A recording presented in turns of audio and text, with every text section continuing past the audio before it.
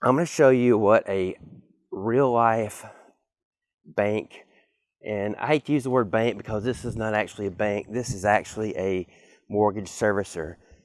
They don't originate the loan, they just service it, and they handle the foreclosure. Then they handle the marketing and sale of the property. And this is probably one of the worst decisions I've seen in a long time in the business, and I've been doing this 20 years. So you can see they just cleared off all these dilapidated buildings that were out here. The county had code enforcement issues, they had liens, and they had daily fines of $25 a day. It's been going on for a couple months. So they just got all this torn out here yesterday.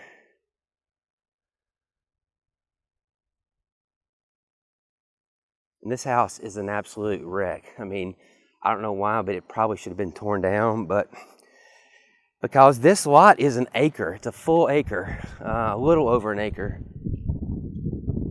and a pretty good location.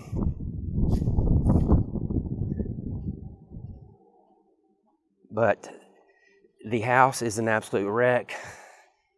Probably would have been better off, like I said, if they just would have demoed the house and cleared the lot and started from scratch and just sold the lot, because, I mean, this acre of land is going to be kind of pretty popular. So, but let's take a look and we show you kind of how bad this house is and explain a little bit about what's going on and how this happened. Okay, so the servicer that took this property back through foreclosure is actually in second lien position. There's a first mortgage in front of this one, but they foreclosed and bought it back, which means they're going to have to pay off the first. Now, here's where this gets kind of screwball and interesting, because they made a decision based off one thing, and that was a BPO, or a broker price opinion, and it was a drive-by. It was not even a interior evaluation. It was a drive-by evaluation by an agent. And that value came in so high that they made a decision that there was enough equity for them to foreclose and get their money back, because if the first foreclosed, they were going to be wiped out. So they made the decision to buy this property back. Now, I've had this house probably 2 years. A long time was before the foreclosure portion. Then a lot of it was after the foreclosure. The tenants were former owners. The children of the former owner were living here with no power, no water. I mean, you can look at this house is just totally destroyed. And there's no power, so it's kind of dark in here. So this seller's in second position. They made the decision to buy it back because they got a value from an agent from a drive-by BPO that was extremely high, and they took that value to heart, I guess, which makes no sense to me.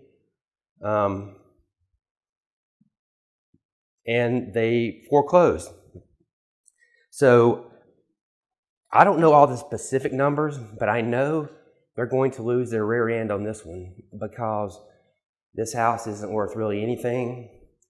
The lot's where the value is, and the location's good, but this property is an absolute mess, and it was a horrible decision to buy this property back. Well, I mean, this is probably, okay, this is one of my big gripes with this industry and how this stuff works, is why would you make a decision to buy this property back based off an exterior valuation, not even from an appraiser, but from a real estate agent? I mean, it's a $50 drive-by BPO. And how they could come in with a number so high, I don't know, but that's what happened. So the bank makes a decision based off that value, buy it back, and now they've realized that they bought a total piece of junk lemon, and they're going to lose a lot more than their original investment on this property, because I know the first is more than the house is even worth, even the lot's worth, especially right now. So just another example of really a bonehead decision, and I'm curious to see what they're going to list it for, when they list it, who it knows. I mean, they might donate it, who knows? Sometimes they'll do that, just, write it off. So anyway, but just another example, stupid decisions. Hey, make sure and hit the like button and subscribe if you haven't already.